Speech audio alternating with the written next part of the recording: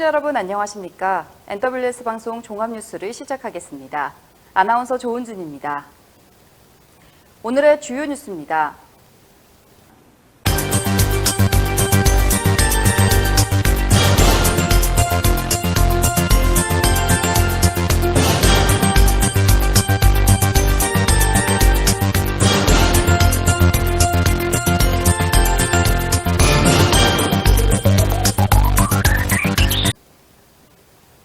구리시의회는 7월 19일 의회 멀티룸에서 7월 2차 구리시의회 의정브리핑을 실시했습니다.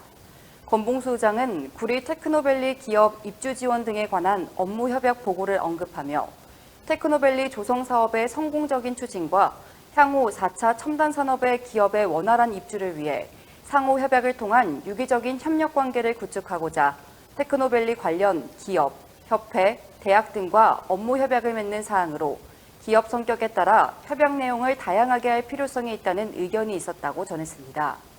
저는 기업 2군데하고 협회 2군데하고 대학 4군데하고 MOU를 맺겠습니다.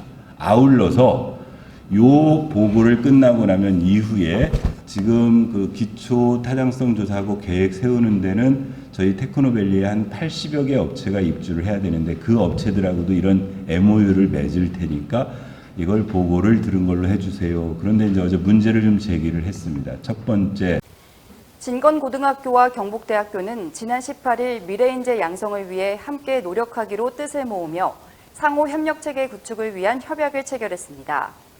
협약에는 두 기관은 교육 발전과 협력 증진을 위한 교류를 위해 찾아가는 입시 설명회, 학생 주도형 진로활동 꼬드림 플러스와 심화과정인 꿈의 대학 플러스를 비롯한 창의적 체험활동 프로그램의 지원 등의 내용을 담았습니다.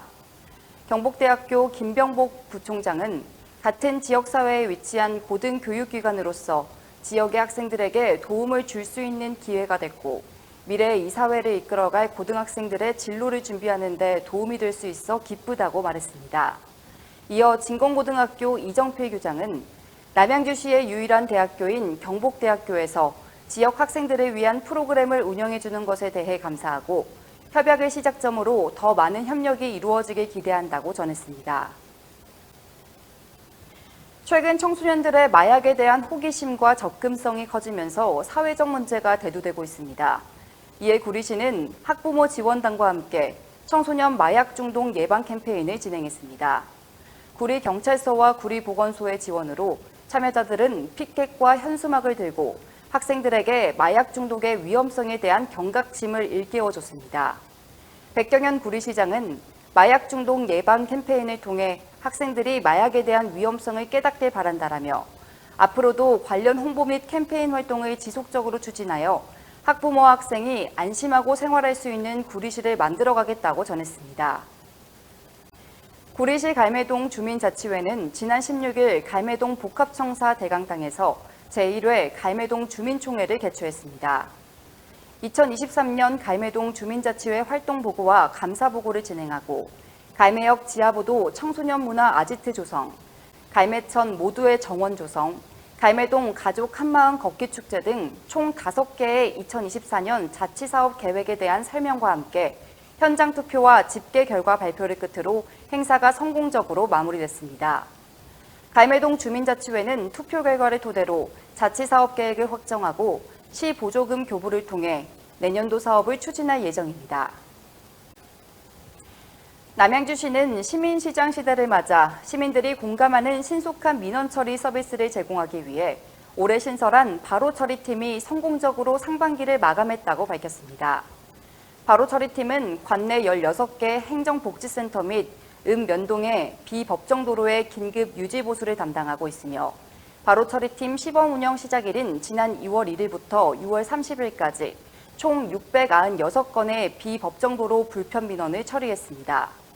시 관계자는 바로처리 서비스에 대한 시민의 만족도를 제고하기 위해 매달 만족도 조사를 실시하고 분석하고 있다며 6월 말 기준 80%를 상회하는 인지도와 만족도를 보이며 시민들에게 좋은 호응을 얻고 있다고 말했습니다. 남양주시의회 이경숙 의원이 대표 발의한 남양주시 음식물류 폐기물 감량기기 설치 및 지원 조례가 지난 17일 남양주시의회 제296회 2차 본회의에서 최종 의결됐습니다. 음식물류 폐기물 감량기기는 음식물 쓰레기에서 가장 문제가 되는 음폐수 처리 문제를 해결할 수 있어 배출원부터 실질적 감량에 기여하고 음식물 쓰레기 수거와 운반 과정에서 발생하는 악취 및 해충 문제를 현실적으로 쉽게 개선할 수 있는 방안으로 대두되고 있습니다. 이번 조례를 근거로 내년부터 사업 시행이 가능하도록 관련 사항 등을 규정하며 특히 사회복지시설 등 취약계층의 감량기기가 우선 보급될 수 있도록 지원 순위와 대상 선정에 대한 사항도 구체적으로 규정했습니다. 남양주시는 지난 10일 호만천 산책로에 경관 조명을 설치하기 위한 호만천 경관 개선 사업을 착공했다고 밝혔습니다. 오는 12월까지 총 6억 원이 투입되는 이번 사업에서는 호만천을 이용하는 지역 주민들이 쾌적하게 소통할 수 있는 호평교 커뮤니티 공간과 경관 조명을 연출해 365일 하천 산책 야간 명소를 조성할 계획입니다. 시 관계자는 내년 봄 느를 중앙공원과 호만 3교부터 호만 6교까지 다채로운 벚꽃거리를 따라 걸으면 호만천 곳곳의 매력을 보고 느낄 수 있을 것이라고 전했습니다.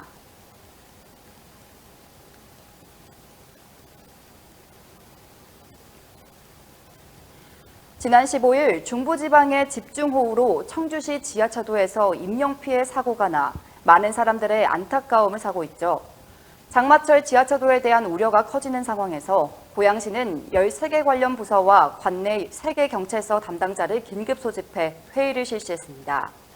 참여자들은 지하차도 자동 차단 시설 설치와 신속한 대피 알림의 중요성을 강조했으며 기후변화로 예상 빈도를 넘는 극한 호우가 발생하는 상황에서 새로운 대비책 마련이 시급하다고 입을 모았습니다.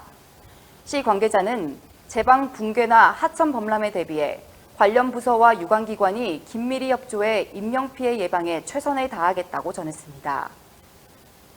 고양특례시는 전국적인 집중호우로 피해를 입은 지역의 신속한 복구와 이재민 지원을 위해 성금 모금을 진행하겠다고 밝혔습니다. 지난 13일부터 이어진 기록적인 폭우로 전국 곳곳에서는 많은 인명피해가 발생했는데요. 19일 오전 6시 기준 사망 44명, 실종 6명입니다. 시는 수해 복구와 이재민 구호를 위해 다음 주 25일까지 성금 모금을 진행할 예정이며 모금액 전액은 사회복지공동모금회에 전달됩니다. 또한 성금 모금 외에도 자원봉사자 연계, 구호물품 지원 등 시 차원의 지원 방안을 검토 중입니다. 한국전쟁 정전협정 70주년과 피스로드 10주년을 맞아 베를린의 기적, 이제는 한반도로란 주제로 2023 피스로드 통일대장정 및 정전협정 70주년 기념식이 개최됐습니다. 피스로드 통일대장정은 전 세계 160개국이 동참하는 인류평화 프로젝트로 세계 평화와 한반도 평화통일운동의 선봉에서 달려가고 있으며 국민적 통일 기반 조성과 통일 공감대 확산을 도모합니다. 이날 행사에는 송광석 남북통일운동 국민연합회장, 양창식 피스로드 공동실행위원장, 문현아 UPF 총재비서실장, 유엔 참전 16개국 주한 대사를 대표해 데시달키 두카모 주한 에티오피아 대사, 조명철 평안남도 도지사, 김영석 남북사회통합연구원 이사장, 이선민 유엔평화군 성전추모연합회 회장 등 전국에서 온 200여 명의 평화를 사랑하고 통일을 염원하는 애국 시민들이 참석한 가운데 진행됐습니다. NWS 방송 종합뉴스를 마칩니다. 시청해주신 여러분 고맙습니다.